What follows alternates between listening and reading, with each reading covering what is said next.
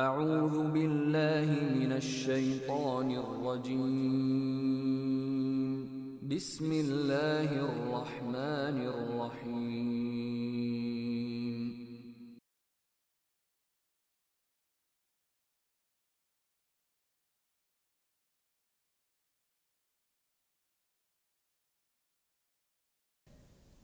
إن الحمد لله نحمده ونستعينه ونستغفره ونؤمن به ونتوكل عليه ونعوذ بالله من شرور أنفسنا وسيئات أعمالنا من يهده الله فلا مضل له ومن يضلل فلا هادي له وأشهد أن لا إله إلا الله وحده لا شريك له وأشهد أن محمدًا عبده ورسوله أرسله بالحق بشيرًا ونذيرًا أما بعد فإن أحسن الحديث كتاب الله وخير الهدي هدي محمد صلى الله عليه وسلم وشر الأمور محدثاتها وكل محدثة بدعة وكل بدعة ضلالة وكل ضلالة في النار يا أيها الذين آمنوا اتقوا الله حق تقاته ولا تموتن إلا وأنتم مسلمون يا أيها الناس اتقوا ربكم الذي خلقكم من نفس واحدة وخلق منها زوجها وبث منهما رجالا كثيرا ونساء واتقوا الله الذي تساءلون به والأرحام إن الله كان عليكم رقيبا يا أيها الذين آمنوا اتقوا الله وقولوا قولا سديدا يصلح لكم أعمالكم ويغفر لكم ذنوبكم ومن يطع الله ورسوله فقد فاز فوزا عظيما اما بعد محترم اسلامی بھائیو، معزز خواتین اسلام،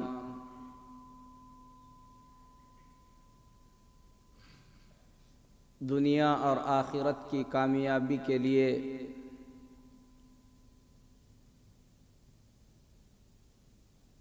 ہم اللہ کے بندوں کو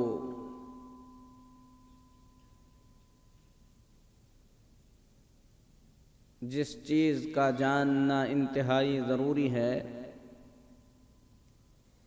ان میں سے ایک چیز ایمان ہے۔ ایمان کے بغیر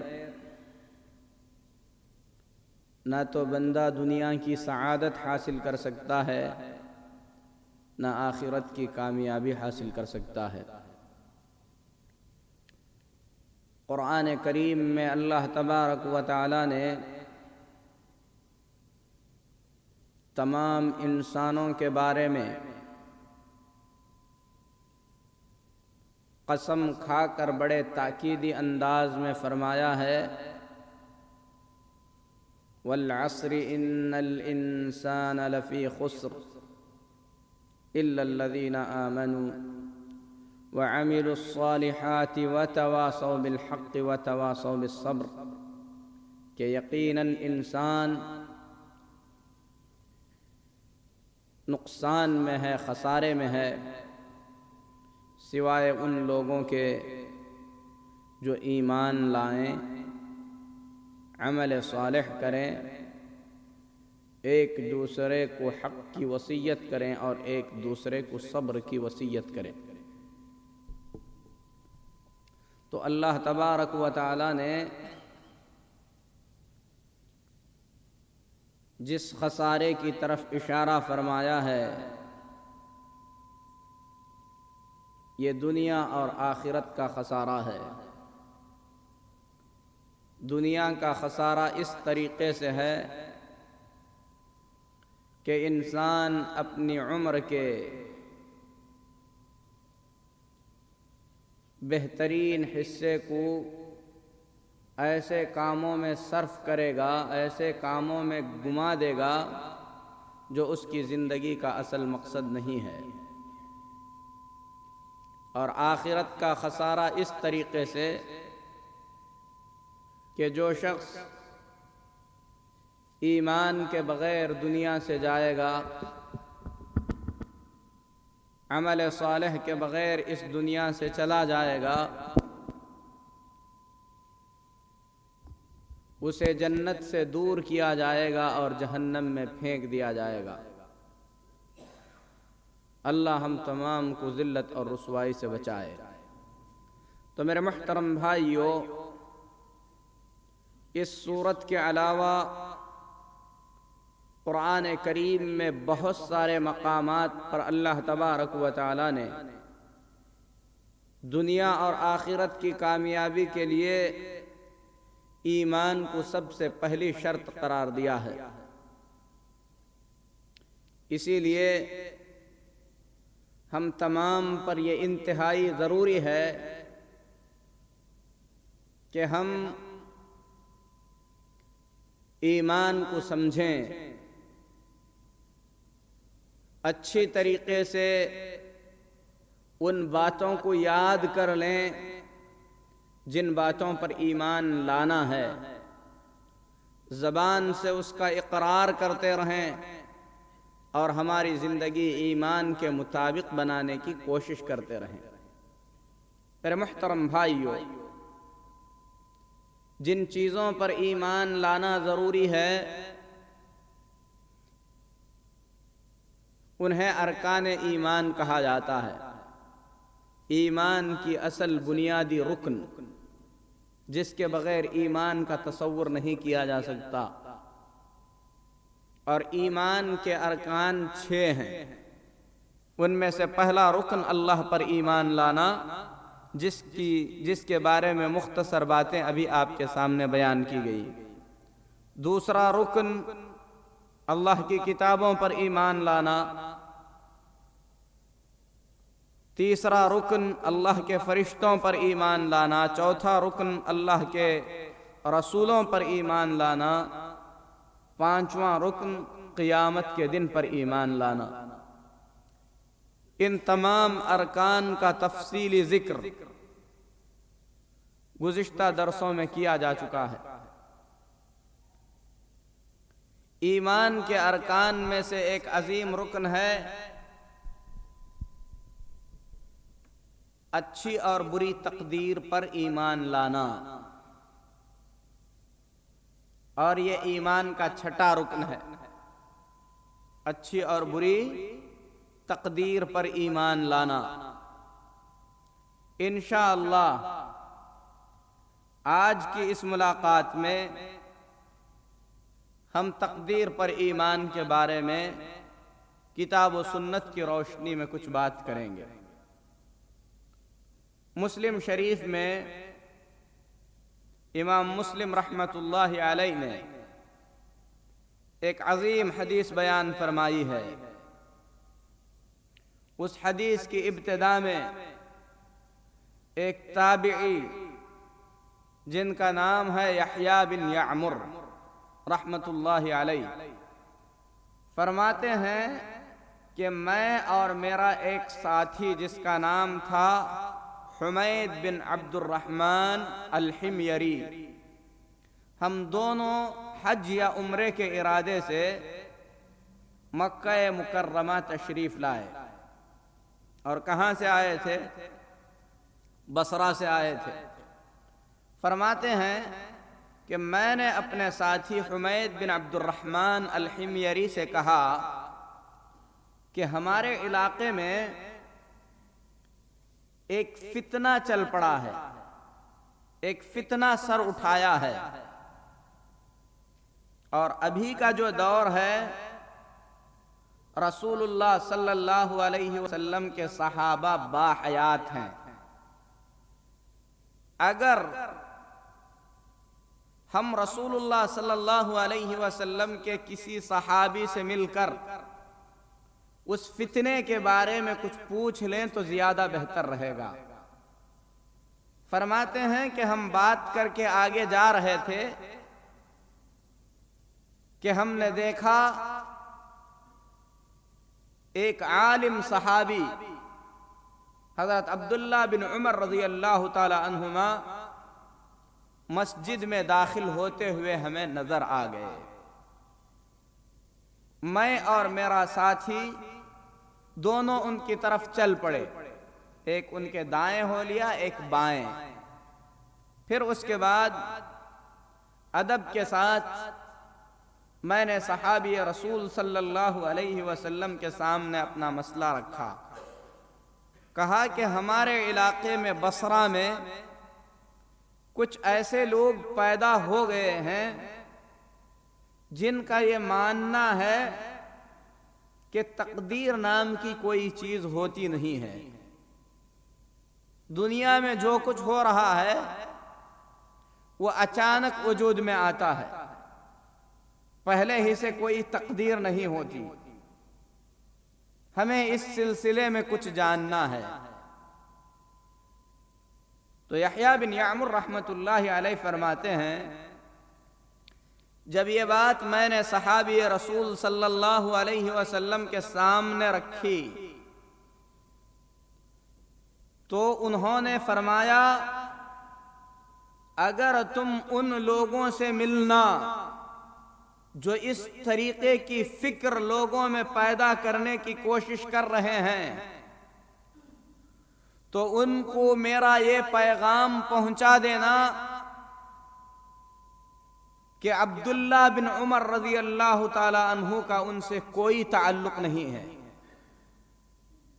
اور ان کا بھی عبداللہ بن عمر رضی اللہ تعالی عنہ سے کوئی تعلق نہیں ہونا چاہیے.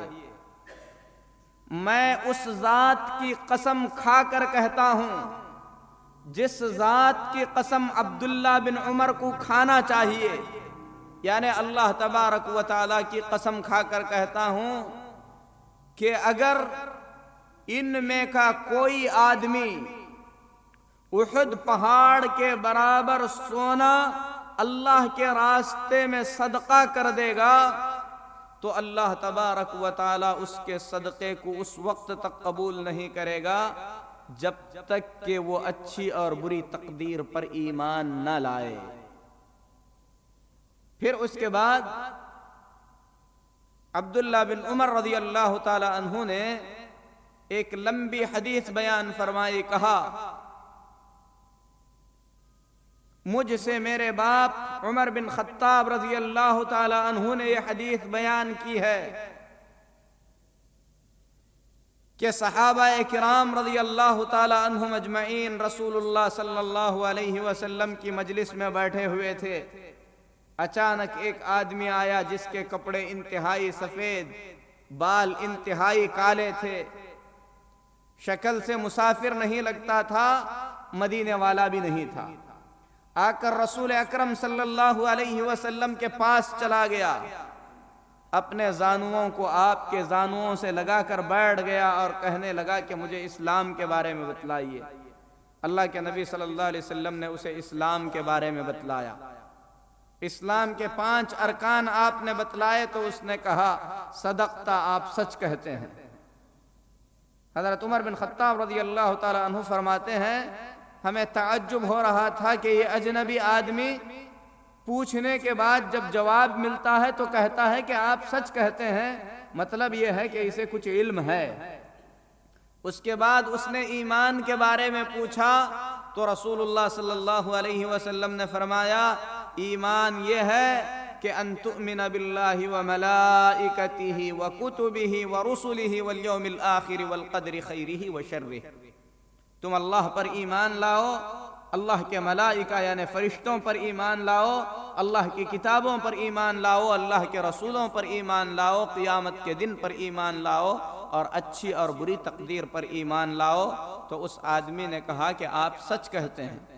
پھر قیامت کے بارے میں پوچھا، قیامت کی نشانیوں کے بارے میں پوچھا، احسان کے بارے میں اس آدمی نے پوچھا.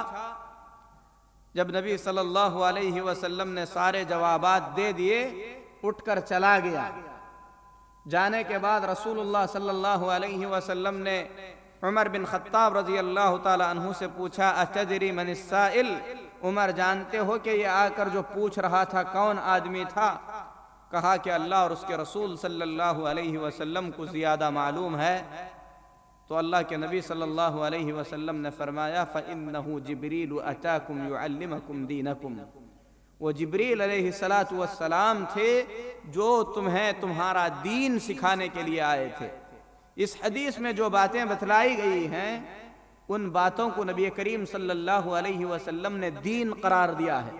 اسی لیے اس حدیث کو، جسے حدیث جبریل کے نام سے جانا جاتا ہے، اہل علم نے کہا ہے کہ قرآن کریم میں سورۃ الفاتحہ کا جو مقام ہے وہی مقام اس حدیث جبریل کا سنت میں مقام حاصل ہے۔ یعنی جیسے سورۃ الفاتحہ قرآن کریم کی اصل ہے، اسی طریقے سے حدیث جبریل پوری سنت رسول صلی اللہ علیہ وسلم کی اصل ہے، کیونکہ اس میں دین کی ساری باتوں کو مختصر انداز میں بیان کیا گیا ہے۔ تو میرے محترم بھائیو،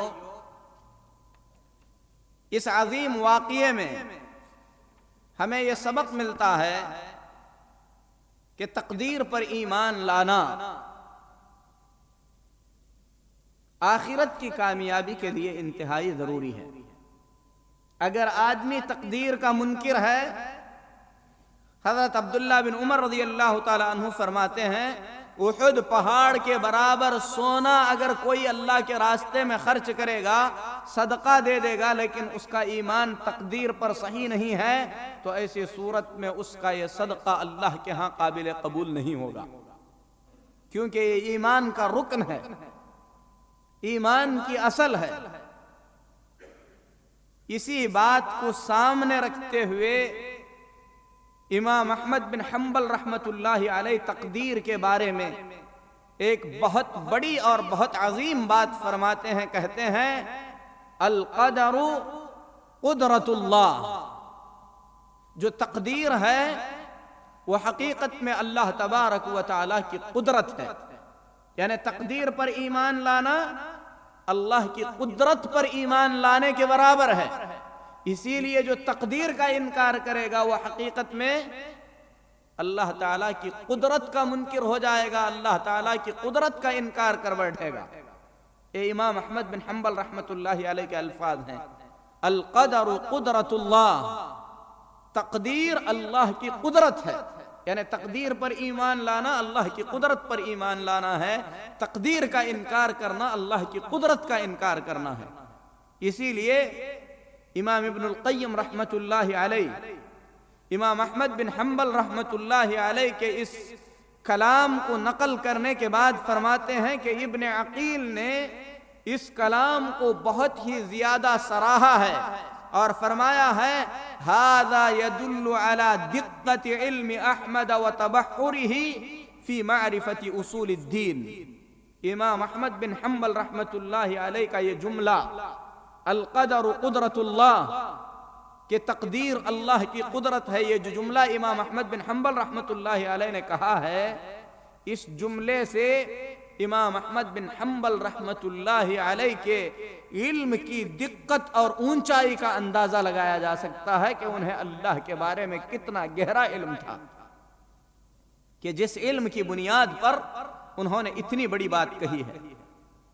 اس کے بعد امام احمد بن حنبل رحمۃ اللہ علیہ کے اس جملے پر امام ابو الوفا نے کہا ہے فَإِنَّ إِنْكَارَ الْقَدَرِ إِنْكَارٌ لِقُدْرَةِ الرَّبِّ، اللہ کی تقدیر کا انکار کرنا حقیقت میں اللہ تبارک و تعالی کی قدرت کا انکار کرنے کے برابر ہے، کہ اللہ تعالی اپنے بندوں پر نعوذ باللہ قادر نہیں ہے، بندوں کے افعال کو پیدا کرنے پر قادر نہیں ہے، بندوں کے افعال کو لکھنے پر اللہ قادر نہیں ہے، اس طریقے کا انکار اس سے لازم آتا ہے۔ تو میرے محترم بھائیو، تقدیر اسے سمجھنے کی ضرورت ہے، لیکن اس سے پہلے میں اس کی اہمیت بیان کرنا چاہتا ہوں کہ صحابہ کے پاس اس کا کیا مقام تھا۔ ایک تو ابن عمر رضی اللہ تعالی عنہ کے فرمان سے اس کا مقام واضح ہو گیا کہ اگر کوئی تقدیر کو نہ مانے، احد پہاڑ کے برابر سونا بھی خرچ کرے تو وہ قابل قبول نہیں۔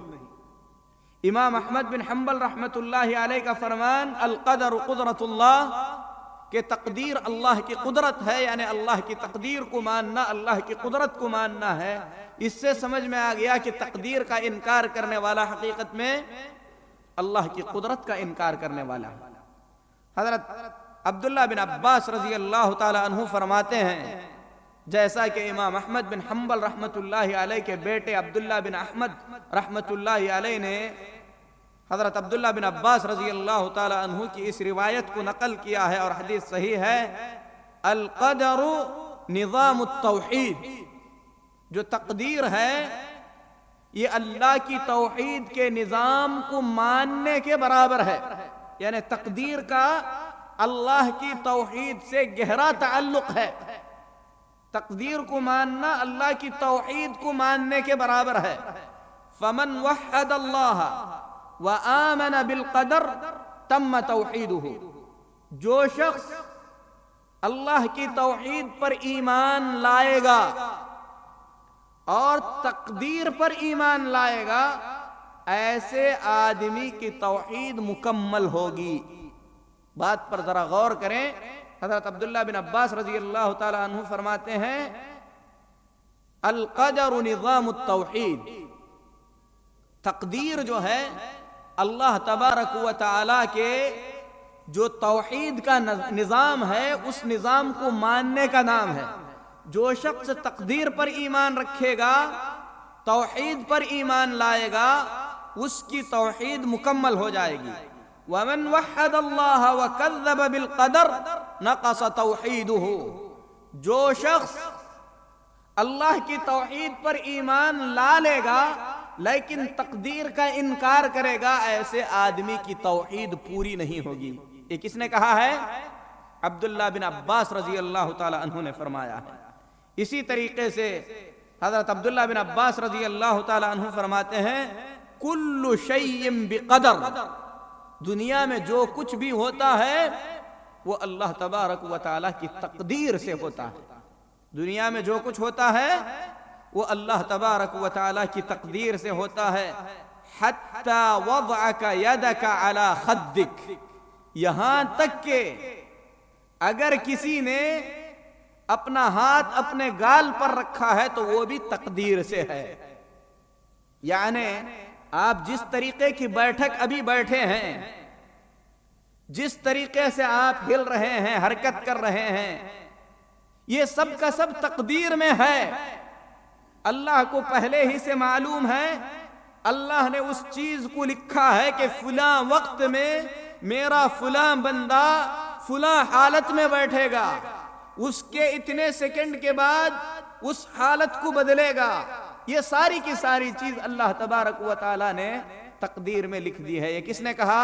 حضرت عبداللہ بن عباس رضی اللہ تعالیٰ عنہ نے فرمایا کہ دنیا میں جو کچھ ہوتا ہے وہ تقدیر سے ہوتا ہے، یہاں تک کہ تمہارا اپنے گال پر ہاتھ رکھنا بھی تقدیر سے ہے۔ امام اکرمہ رحمۃ اللہ علیہ فرماتے ہیں ابن عباس رضی اللہ تعالی عنہ سے کسی نے پوچھا کہ سلیمان علیہ السلام کی فوج میں سارے پرندے تھے، جنات تھے، انسان تھے، مختلف قسم کے جانور تھے، چیونٹیاں تک تھیں، اتنی ساری فوج میں سے ہدہد غائب ہو گیا تو سلیمان نے ہدہد ہی کے بارے میں کیوں پوچھا؟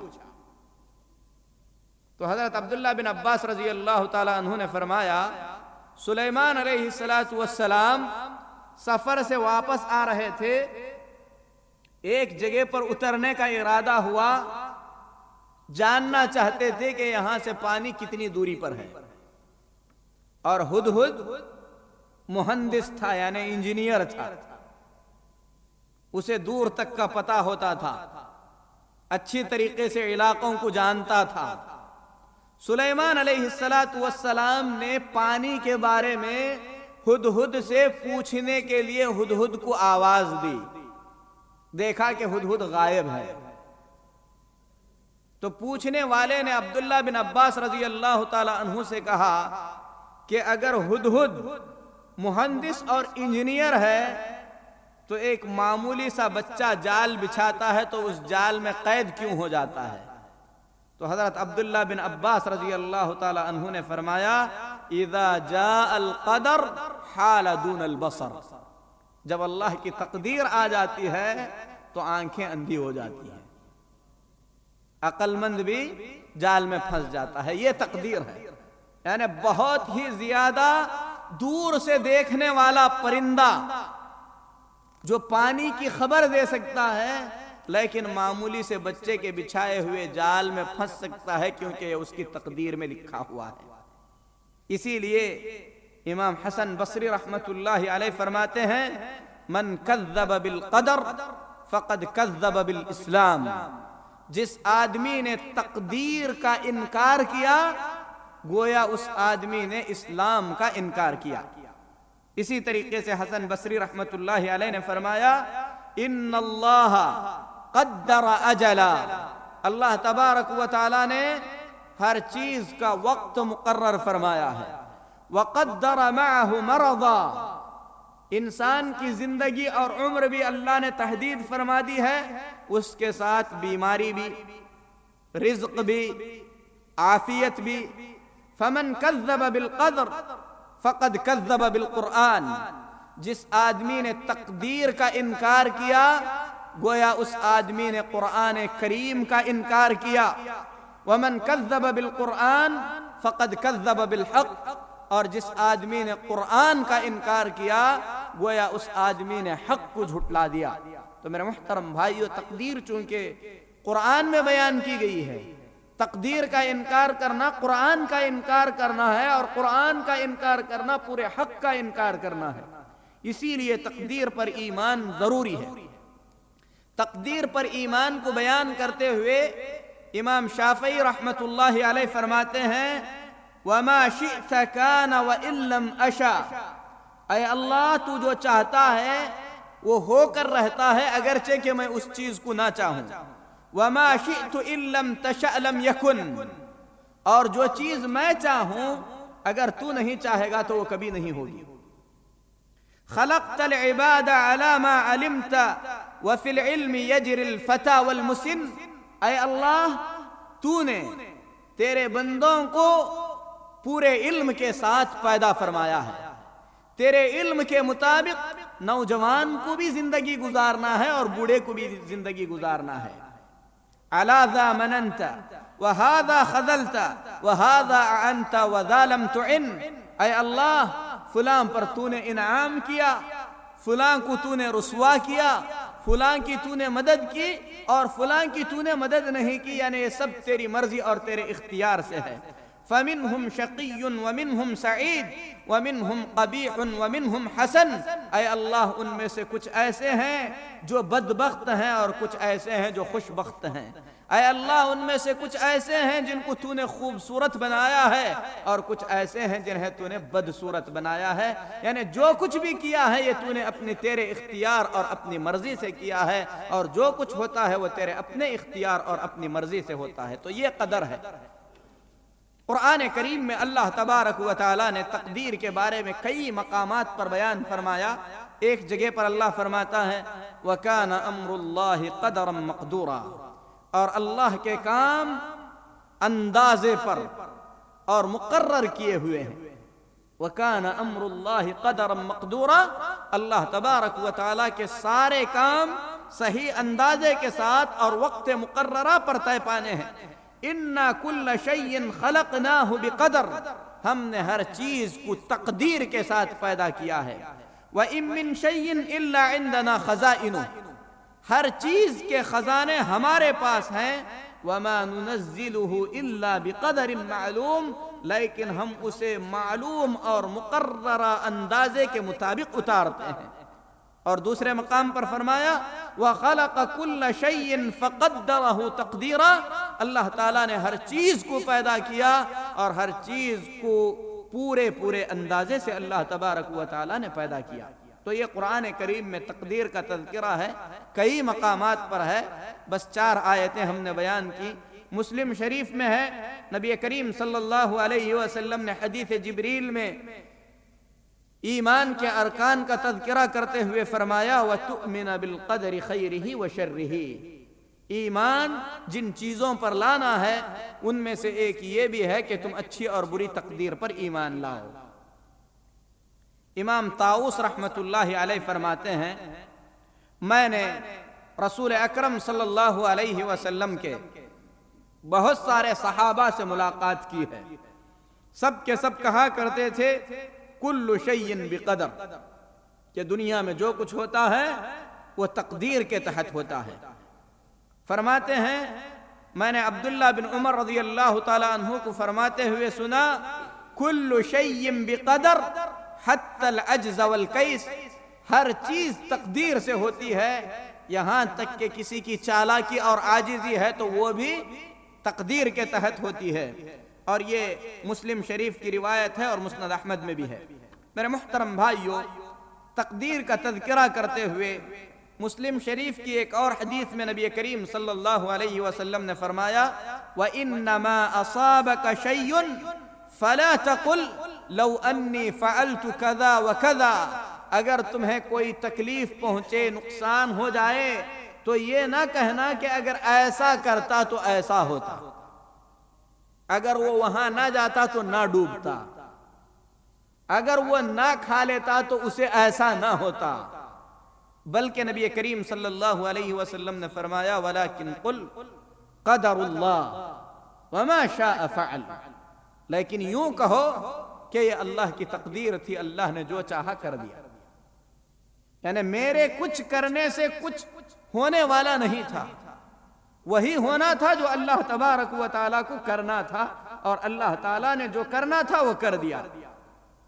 تو سلف صالحین کا یہ مذہب ہے، یہ ماننا ہے کہ دنیا کی ہر چیز اللہ تبارک و تعالیٰ کی مقرر کردہ تقدیر کے مطابق ہوتی ہے، اس پر اجماع ہے، جیسا کہ امام ابن حجر عسقلانی رحمۃ اللہ علیہ فرماتے ہیں مذہب السلف قاطبۃ ان الامور کلها بتقدیر اللہ تعالی، سلف صالحین کا، پورے سلف صالحین کا یہ مذہب اور ماننا ہے کہ دنیا میں جو کچھ بھی ہوتا ہے وہ اللہ کی تقدیر سے ہوتا ہے۔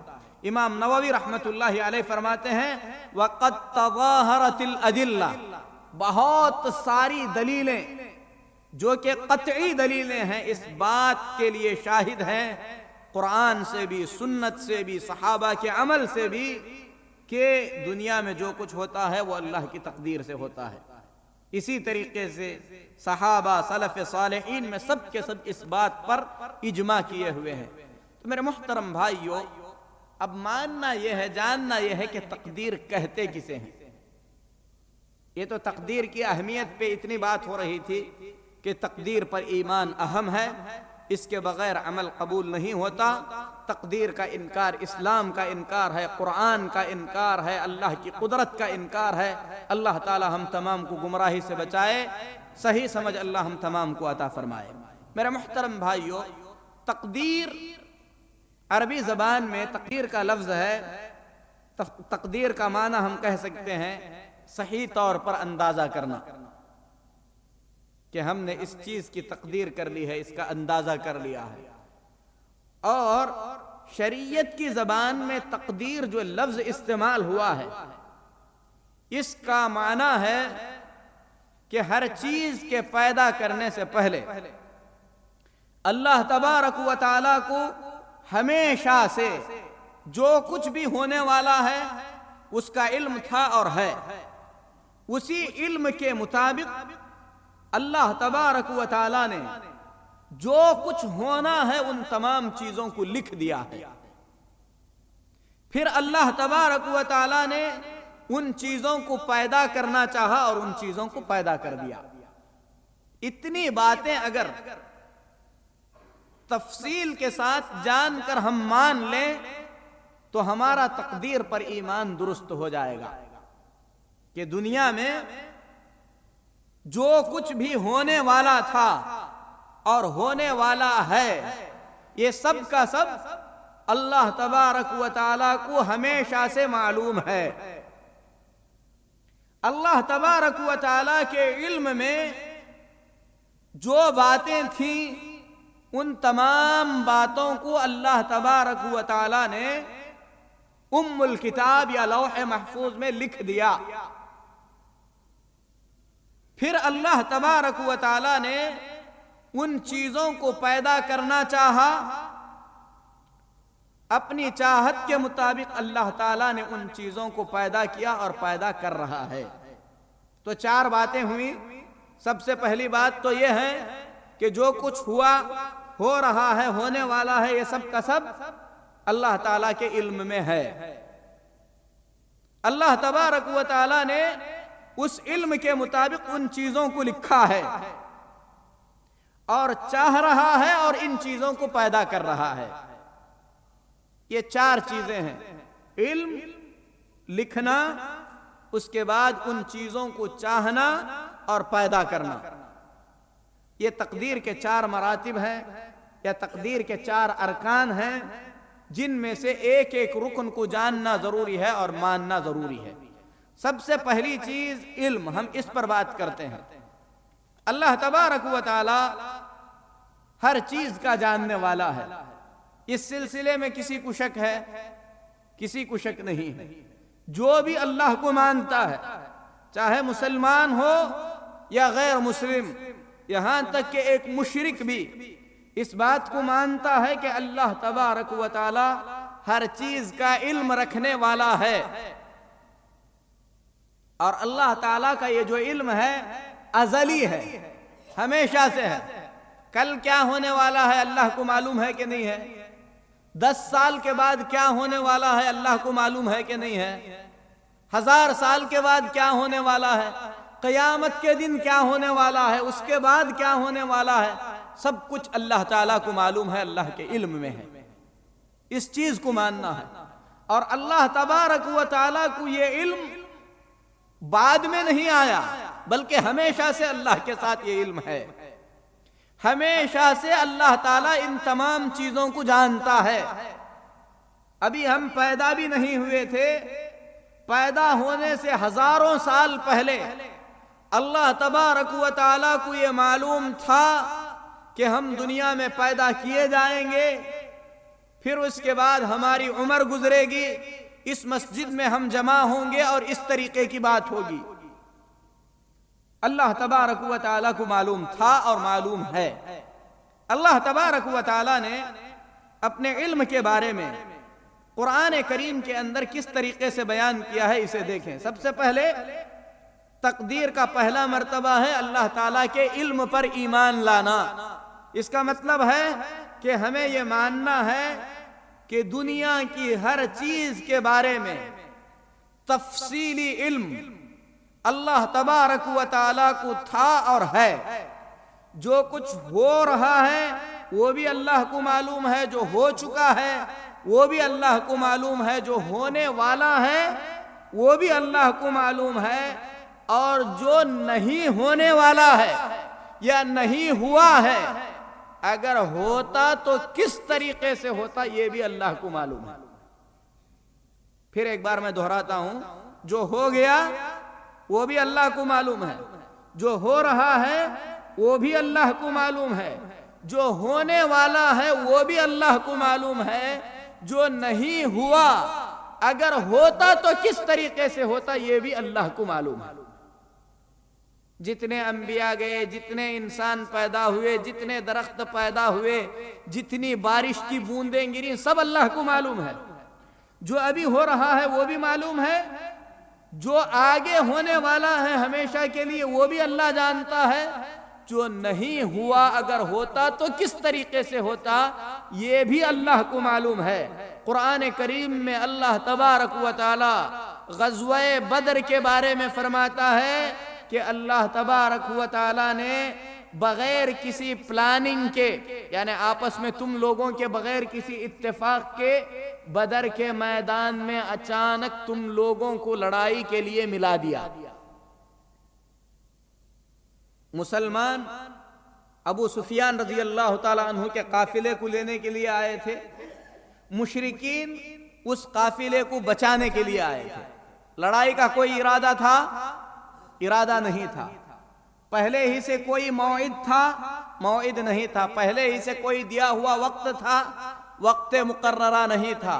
لیکن اللہ فرماتا ہے وَلَوْ تَوَاعَدْتُمْ لَاخْتَلَفْتُمْ فِي الْمِيعَادِ، اگر پہلے ہی سے تم لوگ اس میدان میں آ کر ملنے کا ایک دوسرے سے وعدہ کیے ہوئے ہوتے تو تم لوگ اس وعدے پر پہنچ نہیں پاتے. یعنی وعدہ ہوا نہیں، اچانک آ کر ملاقات ہو گئی، جنگ ہوئی، فیصلہ ہو گیا، مشرکین ہار گئے، مسلمان جیت گئے. اللہ فرماتا ہے کہ پہلے ہی سے کوئی پلان نہیں تھا، پہلے ہی سے کوئی وعدہ نہیں تھا. لیکن اگر تم لوگ فلاں دن آ کر وہاں پر مل کر لڑنا ہے اس طریقے کا وعدہ کیے ہوتے لَاخْتَلَفْتُمْ فِي الْمِيعَادِ، تو اللہ کو یہ بات معلوم ہے کہ وقت مقررہ پر تم لوگ پہنچ نہیں پاتے. نہیں ہوا، ہوتا تو کیا ہوتا وہ بھی اللہ کو معلوم ہے. تو یہ اللہ تعالیٰ کا وسعت علم ہے. علم کی وسعت اللہ تبارک و تعالیٰ کے علم کی کشادگی ہے. قرآن کریم میں اللہ تبارک و تعالیٰ فرماتا ہے هو اللہ الذی لا الہ الا ہو عالم الغیب والشہادہ، وہی اللہ ہے جس کے سوا کوئی سچا معبود نہیں ہے، غیب کو بھی جانتا ہے، حاضر کو بھی جانتا ہے، یعنی سب اس کے علم میں ہے. یعلم ما بین ایدیہم وما خلفہم، جو کچھ بندوں کے آگے ہونے والا ہے وہ بھی جانتا ہے، جو پیچھے ہو چکا ہے اسے بھی جانتا ہے. وَعِندَهُ مَفَاتِحُ الْغَيْبِ لَا يَعْلَمُهَا إِلَّا هُوَ، اللہ ہی کے پاس غیب کی چابیاں ہیں جنہیں اللہ کے سوا کوئی نہیں جانتا. وَيَعْلَمُ مَا فِي الْبَرِّ وَالْبَحْرِ، خشکی میں کیا ہے، سمندر میں کیا ہے، وہ سب اللہ جانتا ہے. وَمَا تَسْقُطُ مِنْ وَرَقَةٍ إِلَّا يَعْلَمُهَا، اگر کوئی پتا بھی گرتا ہے تو اس پتے کے بارے میں بھی اللہ جانتا ہے. ذرا ہم سوچ سکتے ہیں دنیا میں کتنے جنگلات ہیں، اربوں خربوں کی تعداد میں درخت ہیں، ایک ایک درخت پر ہزاروں نہیں، لاکھوں نہیں، کروڑوں پتے ہیں، جن میں سے چھوٹے بھی ہیں بڑے بھی ہیں. اور جب سے دنیا قائم ہیں قیامت تک رہیں گے. اللہ فرماتا ہے کوئی معمولی سا پتا بھی اگر گرتا ہے یعلمها، اللہ اس کے بارے میں جانتا ہے کہ یہ پتا کب پیدا ہوا، کب پیلا ہوا، اسے کب گرنا ہے، گرنے کے بعد کس کی خوراک بننا ہے، پھر کہاں جانا ہے. یہ اللہ تعالیٰ کا علم ہے. یعنی ایک پتا بھی گرتا ہے تو اللہ جانتا ہے. تو اب کون سی چیز باقی رہی؟ اسی لیے اللہ نے کہا سمندر میں جو کچھ ہے جانتا ہے. کبھی مچھلی کے انڈے کھائے ہیں آپ؟ ایک لڑی میں کتنے ہوتے ہیں؟ دنیا کا بڑا سا بڑا عقل مند گن سکتا ہے؟ نہیں گن سکتا. خشخش کے مانند ہوتے ہیں جن کی تعداد اللہ کے سوا کوئی نہیں جانتا. کروڑوں اربوں خربوں مچھلیاں، پوری سمندر کی مچھلیاں انڈے دیتی ہیں. اللہ تبارک و تعالی جانتا ہے، ان کو پیدا کرتا ہے، ان کو روزی دیتا ہے. یہ اللہ کا علم ہے. بارش برستی ہے، کتنی بوندیں گرتی ہیں، ایک ایک بوند کے بارے میں اللہ جانتا ہے. ریگستان کے اندر جو ریت ہے، کتنے ذرات ہیں، کس کو کس وقت کہاں پہ اڑ کے جانا ہے، یہ سب اللہ کے علم میں ہے. اللہ تبارک و تعالیٰ کے وسعت علم کا اندازہ نہیں کر سکتے. ہم کو پیدا کیا، پیدا کرنے سے پہلے جانتا تھا کہ ہم پیدا ہوں گے، جانتا تھا. جانتا ہے کہ ہم کب مریں گے، جانتا ہے. کس وقت ہم کیا کریں گے وہ بھی جانتا ہے. دنیا میں آنے کے بعد کتنی سانسیں لے گا، کتنے بار اس کے ناک سے ہوا جائے گی واپس آئے گی، وہ بھی جانتا ہے. جب اتنی باریکی سے جانتا ہے، ہمارے اعمال کو نہیں جانے گا؟ ہم کیا کھائیں گے، کیا پیئیں گے، کسے ماریں گے، اس کی کتنی نافرمانی کریں گے، اس کی کتنی فرما برداری کریں گے، اس کی کتنی اطاعت کریں گے، کس کو کتنا ستائیں گے، سب اللہ کے علم میں ہے. اسی علم کے مطابق اللہ تبارک و تعالیٰ نے لوح محفوظ میں سب کچھ لکھ دیا ہے. اسی طریقے سے اللہ تبارک و تعالی فرماتا ہے اللہ یعلم اعلم حیث یجعل رسالتہ، اللہ زیادہ بہتر جانتا ہے کہ رسول کسے بنانا ہے۔ بنانے سے پہلے، آدم کو پیدا کرنے سے پہلے ہی اللہ تبارک و تعالی نے رسولوں کی رسالت کو لکھ دیا کہ فلاں فلاں فلاں فلاں کو رسول بنانا ہے۔ ان کے کتنے متبع ہوں گے، کتنے ستانے والے ہوں گے، ابو جہل کیا کرے گا، فرعون کیا کرے گا، یہ بھی اللہ کو معلوم تھا، اسی کے مطابق اللہ نے لکھ دیا۔ اسی طریقے سے ان ربک هو اعلم بمن ضل عن سبیلہ، تمہارا رب جانتا ہے کہ راستے سے کون بھٹکنے والا ہے، وہو اعلم بالمہتدین، اور وہ جانتا ہے کہ سیدھے راستے پر رکنے والا کون ہے۔ تو یہ اللہ کا علم ہے۔ اللہ تبارک و تعالی ہر چیز کا جاننے والا ہے۔ بہت ساری آیتیں ہیں اس معنی میں۔ حدیث میں نبی کریم صلی اللہ علیہ وسلم فرماتے ہیں، بخاری شریف کی روایت ہے، مشرکین کے بچوں کے بارے میں نبی کریم صلی اللہ علیہ وسلم سے پوچھا گیا کہ ان کا قیامت کے دن کیا ہوگا، تو نبی کریم صلی اللہ علیہ وسلم نے فرمایا اللہ اعلم بما كانوا عاملین، یہ دنیا میں کیا کرنے والے تھے اس کا علم اللہ کو ہے۔ یعنی جو بھی اللہ فیصلہ کرے گا انصاف کے ساتھ فیصلہ کرے گا۔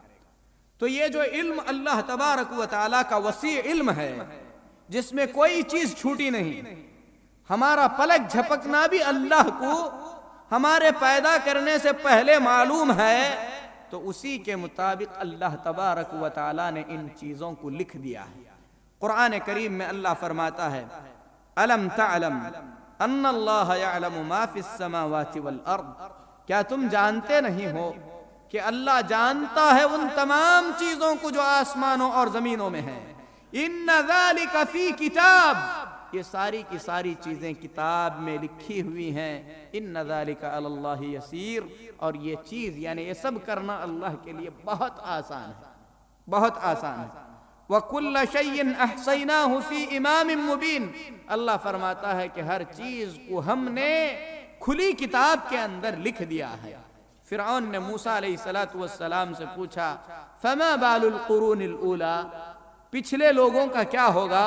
تو موسیٰ علیہ السلام نے فرعون کو جواب دیتے ہوئے فرمایا علمها عند ربی فی کتاب لا یضل ربی ولا ینسا، اس کا علم میرے رب کے پاس ہے اور ایک کتاب میں اللہ نے لکھ دیا ہے، اور میرا رب نہ تو بھولتا ہے اور نہ ہی کوئی چیز اس سے جو ہے کسی چیز میں وہ بھٹکتا ہے۔ یعنی اللہ کے علم میں بھی ہے اور اللہ تبارک و تعالی نے اس چیز کو لکھ دیا ہے۔ اسی لیے مؤمنین کہتے ہیں لن یصیبنا الا ما کتب اللہ لنا، ہمارے ساتھ وہی ہونے والا ہے جو اللہ نے ہمارے لیے لکھ دیا ہے۔ تو اللہ کا علم اللہ تبارک و تعالی نے اس علم کے مطابق لکھا۔ یہ قرآن میں بھی ہے، سنت میں بھی ہے۔ نبی کریم صلی اللہ علیہ وسلم فرماتے ہیں، بخاری اور مسلم کی روایت ہے، حضرت عبداللہ بن عمرو بن عاص رضی اللہ تعالی عنہ فرماتے ہیں میں نے نبی کریم صلی اللہ علیہ وسلم کو فرماتے سنا کتب اللہ مقادیر الخلائق قبل ان يخلق السماوات والارض ب50,000 سنہ، آسمان اور زمین کو پیدا کرنے سے 50,000 سال پہلے، آسمان اور زمین کو پیدا کرنے سے 50,000 سال پہلے اللہ تعالیٰ نے سارے مخلوق کی تقدیر کو لکھ دیا۔ وَكَانَ عَرْشُهُ عَلَى الْمَاءِ، اللہ تعالیٰ کا عرش اس وقت پانی پر تھا۔ اسی طریقے سے بخاری اور مسلم میں ہے مَا مِن نَفْسٍ مَنفوسَةٍ إِلَّا وَقَدْ كَتَبَ اللَّهُ مَكَانَهَا مِنَ الْجَنَّةِ وَالنَّارِ، جو بھی سانس لینے والا نفس باقی ہے، پیدا ہونے والا ہے، اللہ نے اس کا ٹھکانہ جنت یا جہنم لکھ دیا ہے۔ اب یہاں پہ لوگ جو ہے گڑبڑا جاتے ہیں، لکھ دیا ہے تو پھر کیوں جہنم میں بھیج رہا ہے؟ لکھا ہے تو اللہ نے کیوں لکھا ہے؟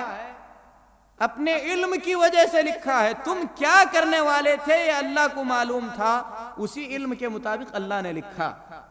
ہم جو کر رہے ہیں اس لیے نہیں کہ وہ لکھا ہوا ہے، ہم کیا کرنے والے تھے یہ اللہ کو معلوم تھا، اللہ نے لکھا ہے، وہی ہم کر رہے ہیں۔ تو اس چیز کو جو ہے سمجھنے کی ضرورت ہے، اور یہ جو ہے بخاری اور مسلم کی حدیث ہے۔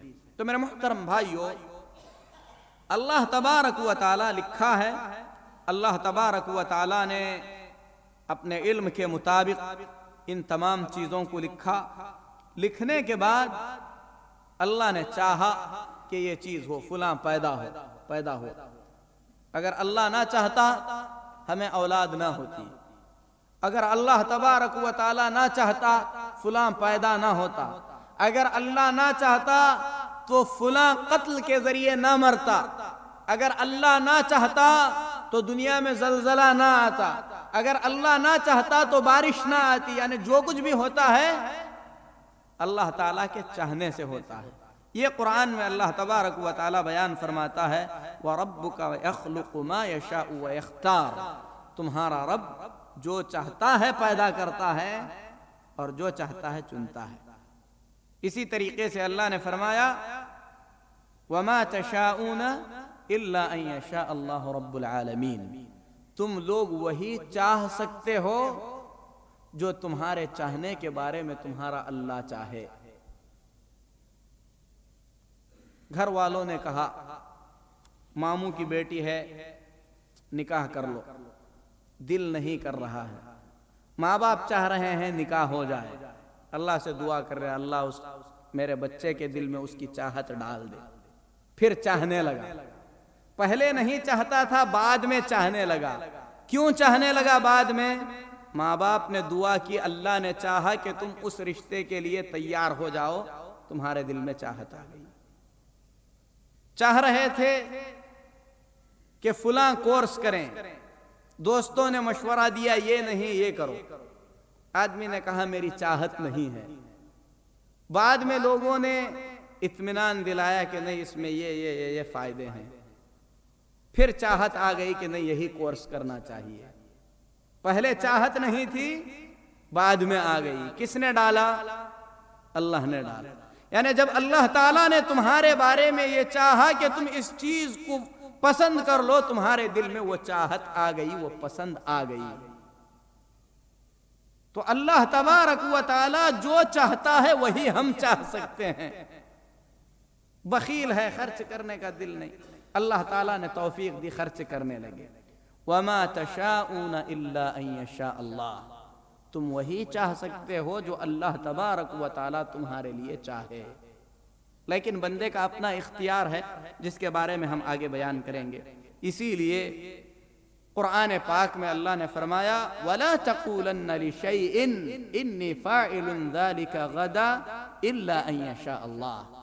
کسی بھی چیز کے بارے میں یہ نہ کہنا کہ کل میں وہ کام کر دوں گا. کہنا اگر اللہ نے چاہا تو کروں گا، کیونکہ میں چاہتا ہوں کروں، لیکن اگر اللہ تعالیٰ نہ چاہے تو کر نہیں سکوں گا. تو میری جو چاہت ہے وہ اللہ تبارک و تعالیٰ کی چاہت پر منحصر ہے. اگر اللہ چاہے پھر میں چاہوں تو وہ ہوگا، اگر میں نہ بھی چاہوں تو ہوگا. لیکن میں چاہوں اللہ نہ چاہے تو ہرگز نہیں ہوگا.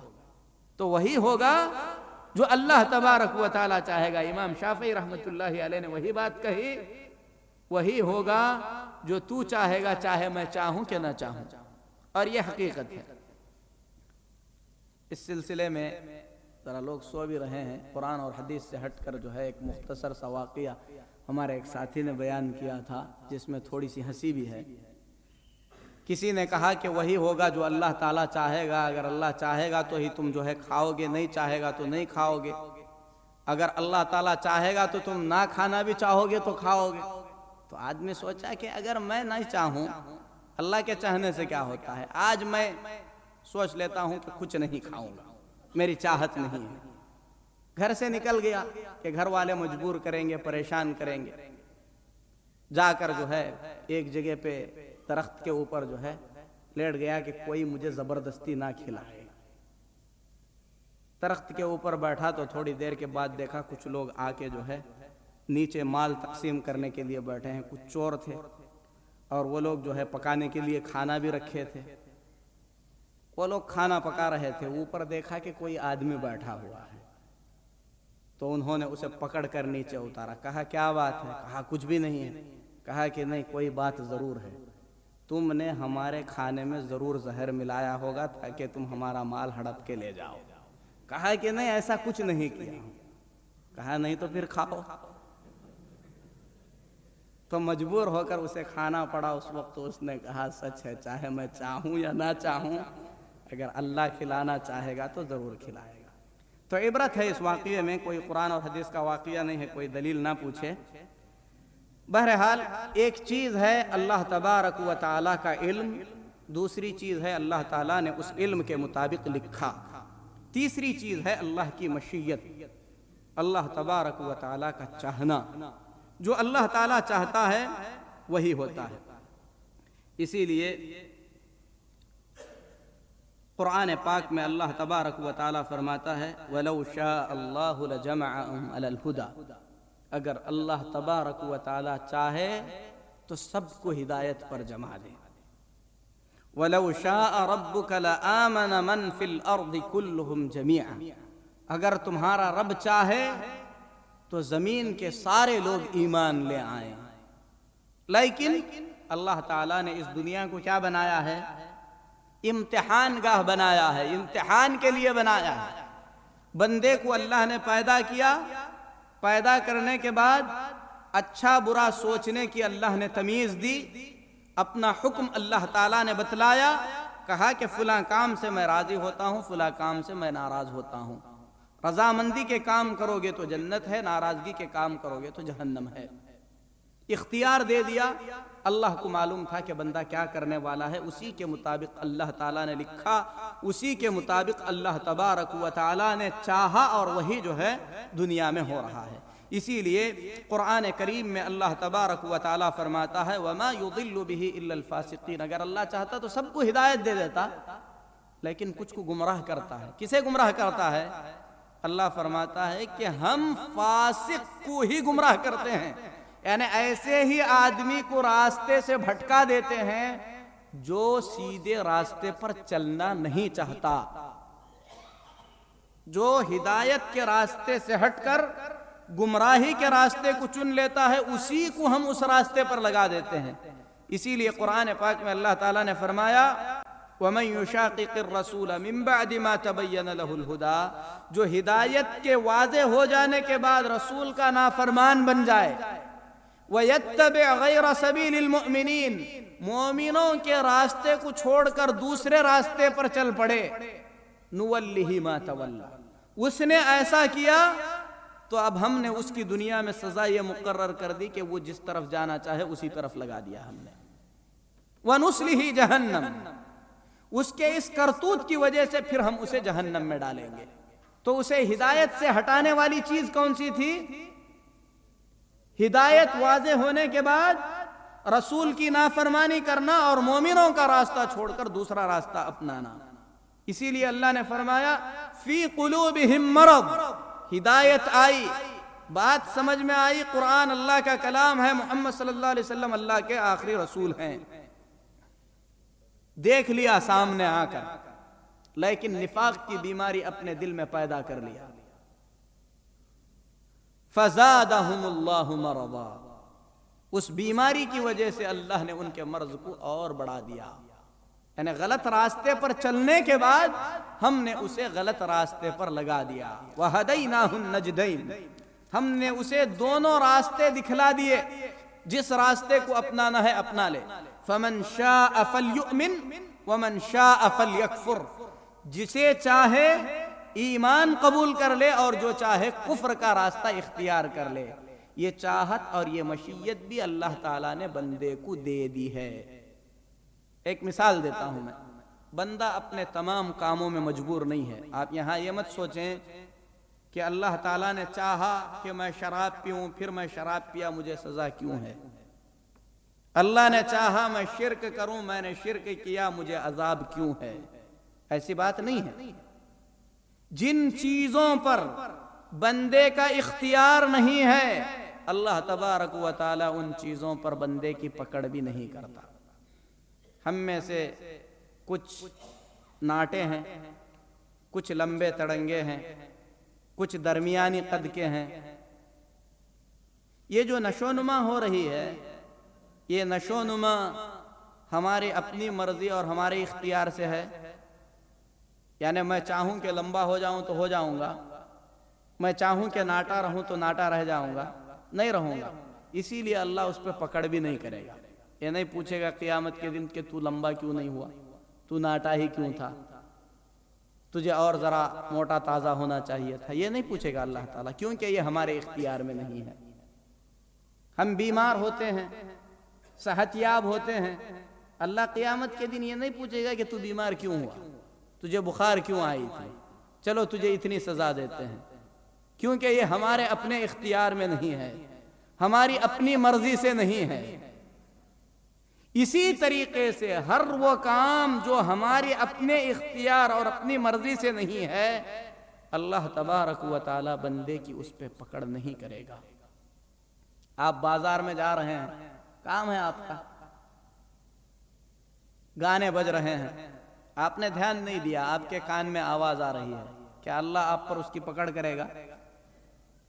نہیں کرے گا، کیونکہ وہ آپ کی اپنی مرضی سے نہیں ہے۔ لیکن جس گناہ کے کرنے کا ارادہ آپ کے دل میں پیدا ہوا، آپ نے اپنے مرضی اور اپنے اختیار سے اس کام کو کیا، اس پر آپ کی پکڑ ہوگی۔ جس میں بندے کا ارادہ ہے، بندہ اپنی حرکت سے اس کام کو کر رہا ہے، اسی پر بندے کی پکڑ ہے۔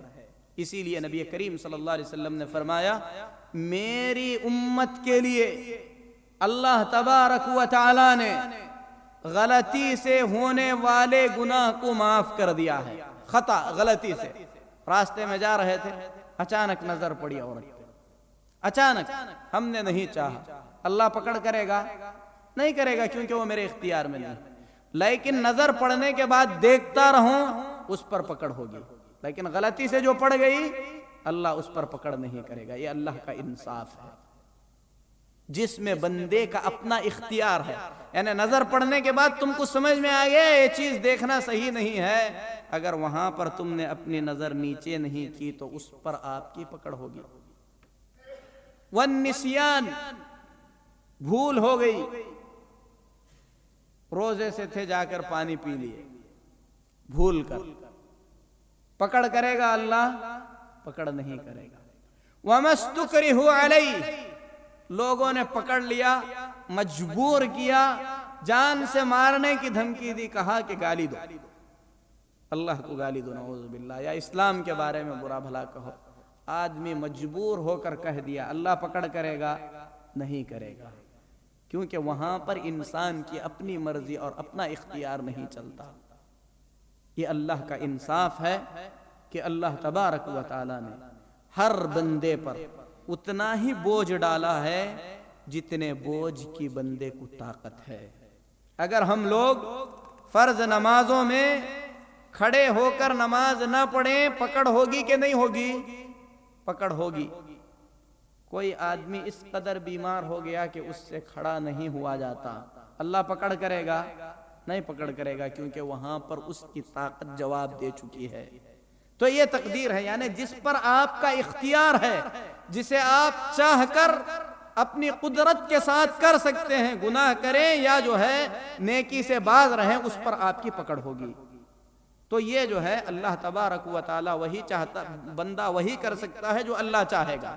لیکن ایک آدمی غلط کام کر رہا ہے، برائی کر رہا ہے، اللہ تعالیٰ کے ملک میں، اللہ تعالیٰ کی زمین پر، اللہ چاہے تو اسے روک سکتا ہے۔ ایک آدمی شراب پی رہا ہے، کیا وہ اللہ تبارک و تعالیٰ کی مرضی کے بغیر شراب پی رہا ہے؟ یعنی اللہ نہیں چاہتا کہ وہ شراب پیے، اس کے باوجود بھی پی سکتا ہے؟ نہیں پی سکتا۔ اگر اللہ چاہے گا کہ وہ شراب نہ پیے، ہو سکتا ہے اللہ اس کے ہاتھ کو شل کر دے کہ اس کے منہ تک شراب جائے ہی نہ، ہو سکتا اللہ اس کے منہ کو بند کر دے کہ وہ شراب پیے ہی نہ۔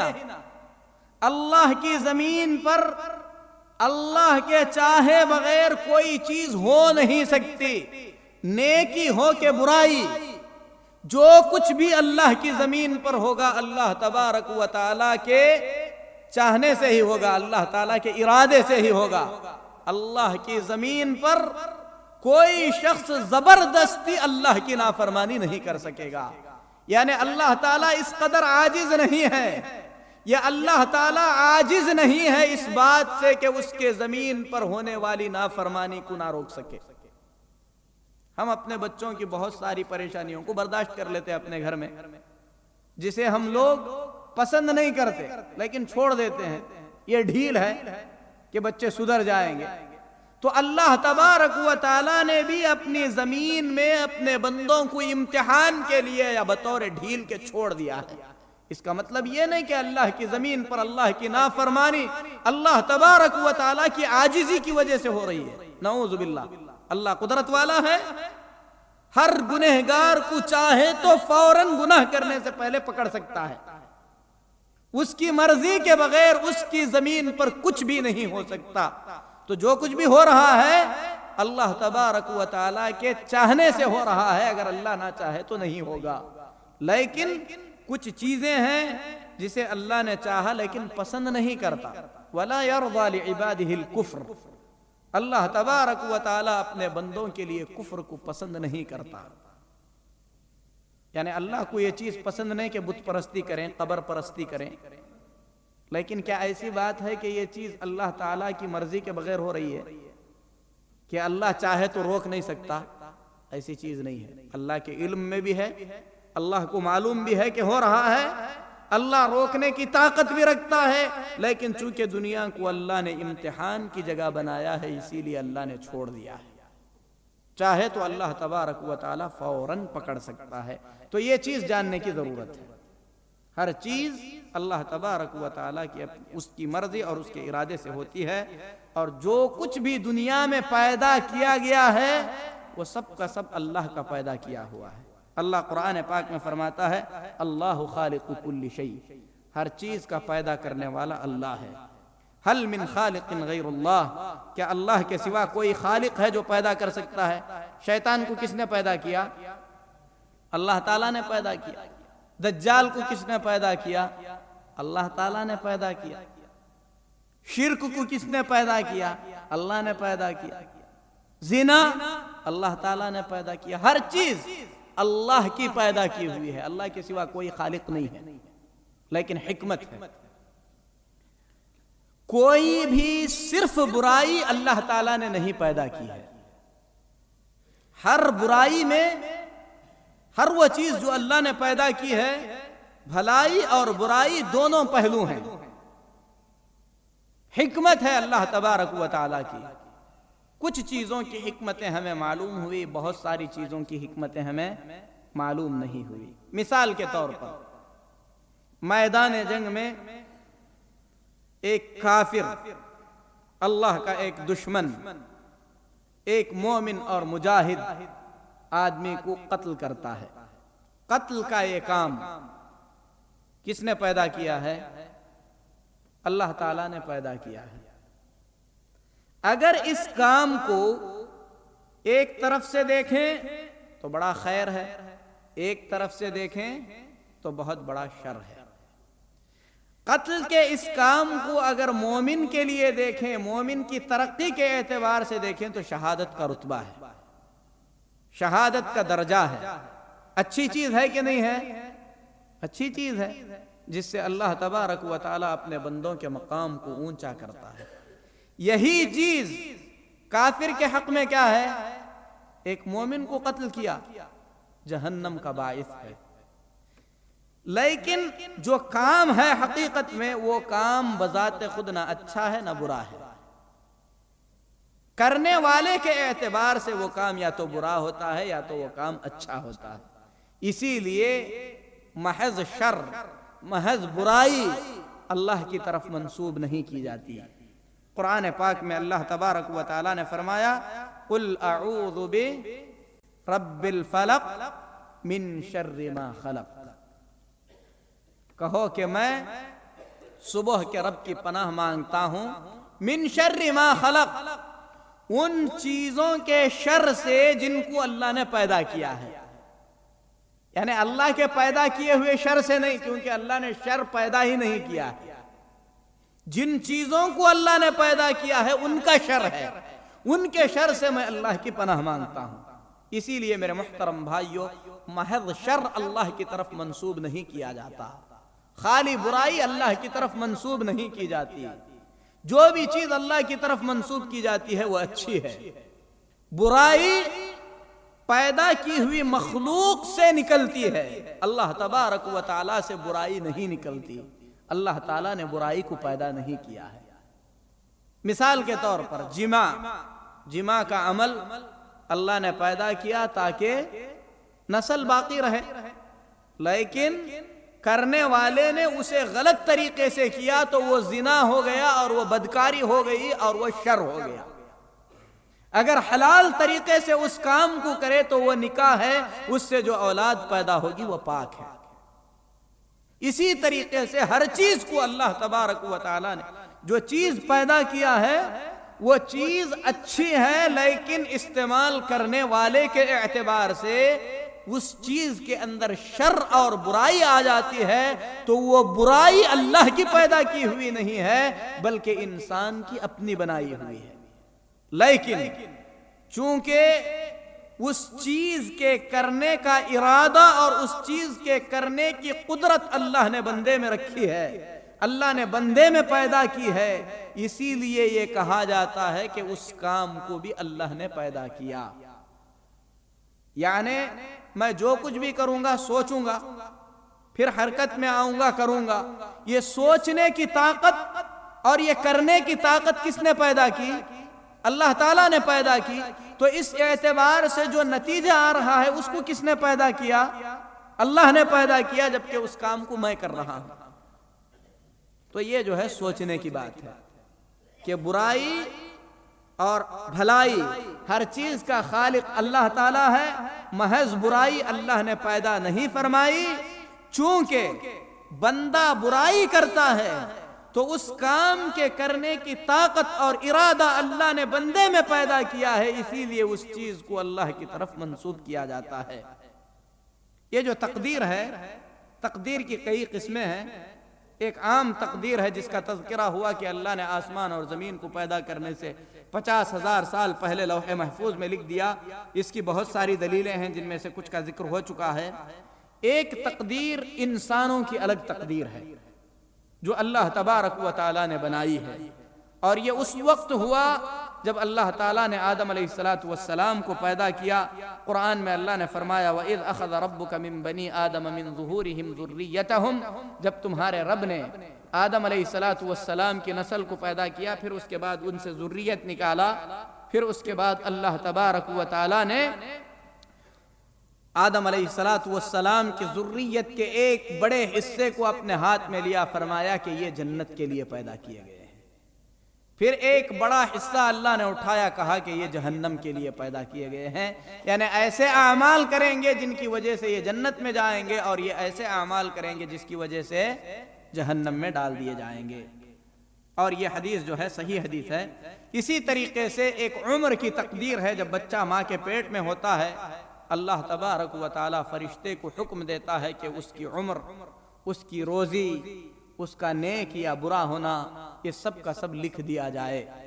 تو لوح محفوظ میں جو لکھا ہوا ہے وہی انسانوں کی تقدیر پھر الگ کر دی گئی۔ انسانوں کی تقدیر میں سے ہر انسان کی تقدیر اس کے ماں کے پیٹ میں الگ کر دی گئی۔ پھر اس کے بعد لیلۃ القدر میں ہر سال کی تقدیر کو الگ کر دیا جاتا ہے۔ اللہ رب العالمین فرماتا ہے فیہا یفرق کل امر حکیم، اس رات میں حکمت والے کی جانب سے ہر کام کو الگ کر دیا جاتا ہے۔ حضرت عبداللہ بن عمر رضی اللہ تعالی عنہ فرماتے ہیں یکتب فیہا ما یحدث فی السنۃ من موت وحیات وعز وذل ورزق ومطر، اس رات میں اللہ تبارک و تعالی کے حکم سے سال میں جو کچھ ہونا ہے، جتنے پیدا ہونے ہیں، جتنے مرنے ہیں، جتنوں کو عزت ملنی ہے، جتنوں کو ذلیل ہونا ہے، جس کو جو روزی ملنی ہے، جتنی بارش ہونی ہے، سب کچھ لکھ دیا جاتا ہے۔ یہاں تک کہ یہ بھی لکھ دیا جاتا ہے کہ اس سال میں کون حج کرنے والا ہے۔ اللہ ہم تمام کو توفیق عطا فرمائے۔ اسی طریقے سے سال کی اس تقدیر کے علاوہ اللہ تبارک و تعالی روزانہ کی تقدیر بھی بنایا ہے۔ قرآن پاک میں اللہ فرماتا ہے کل یوم ہوا فی شأن، ہر دن اللہ تبارک و تعالیٰ کی ایک شان ہے۔ اس سلسلے میں امام ابن کثیر رحمۃ اللہ علیہ فرماتے ہیں اللہ تبارک و تعالیٰ کی شان یا کام کا مطلب یہ ہے کہ اللہ عزت دیتا ہے ہر دن میں، کسی کو ذلیل کرتا ہے، کسی کو اٹھاتا ہے، کسی کو جھکاتا ہے، کسی کو دیتا ہے، کسی سے چھینتا ہے، کسی کو مالدار کرتا ہے، کسی کو فقیر کرتا ہے، کسی کو ہنساتا ہے، کسی کو رلاتا ہے، کسی کو موت دیتا ہے، کسی کو زندگی عطا کرتا ہے، اور بہت سارے کام جو اللہ تبارک و تعالی ہر دن میں کرتا ہے۔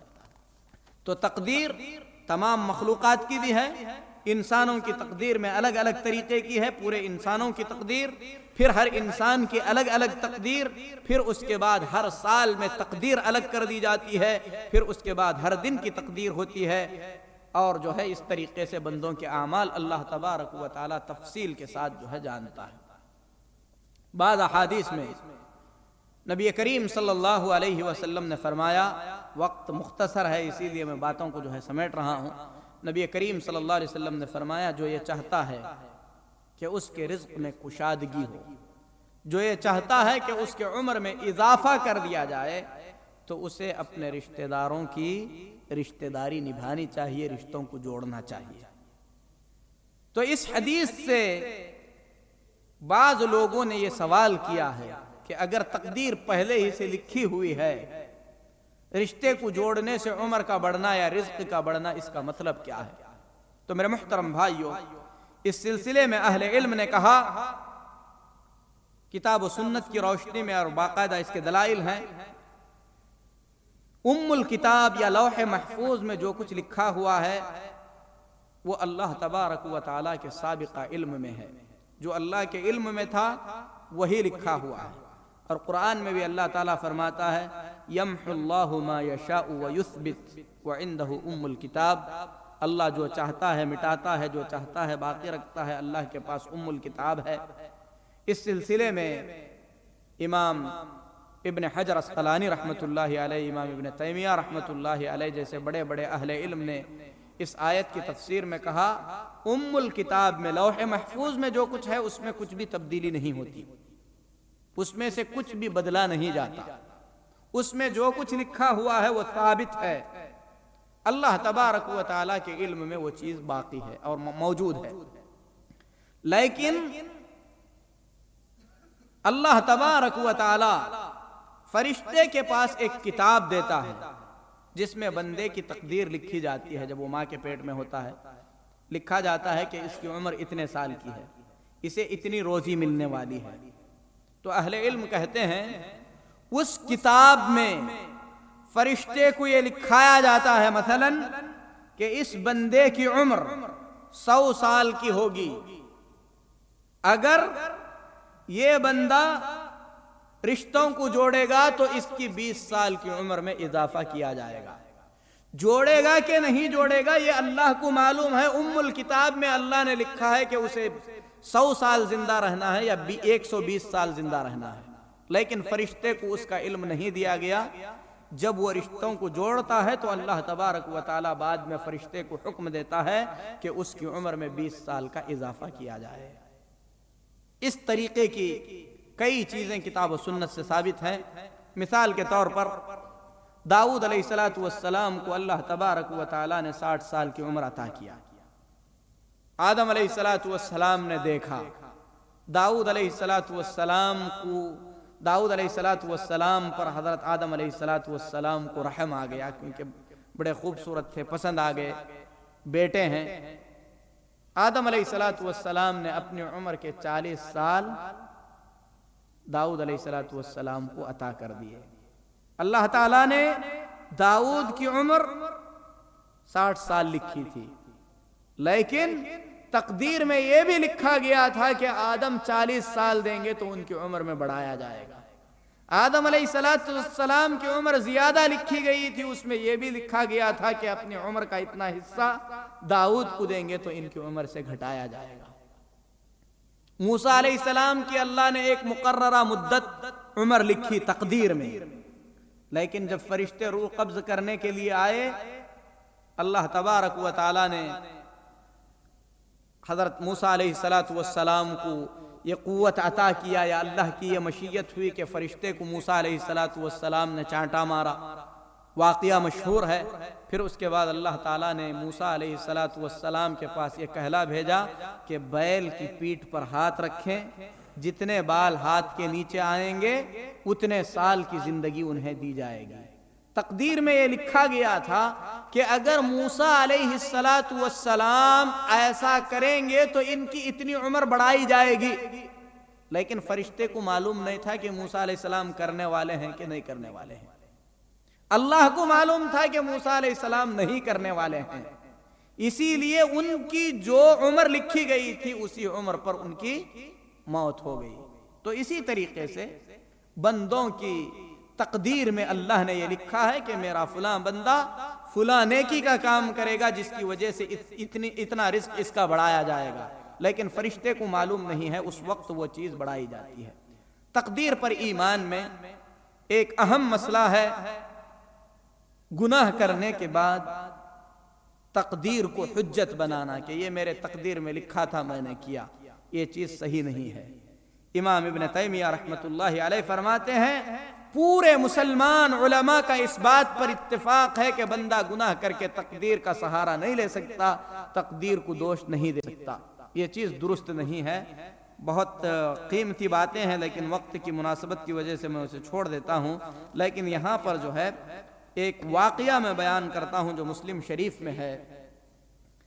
گناہ پر آپ تقدیر کا سہارا نہیں لے سکتے، نہیں کہہ سکتے کہ میں نے گناہ کیا تو وہ میری تقدیر میں لکھا ہوا تھا، کیونکہ اللہ تعالیٰ نے ایسی حجت کو نہیں مانا ہے۔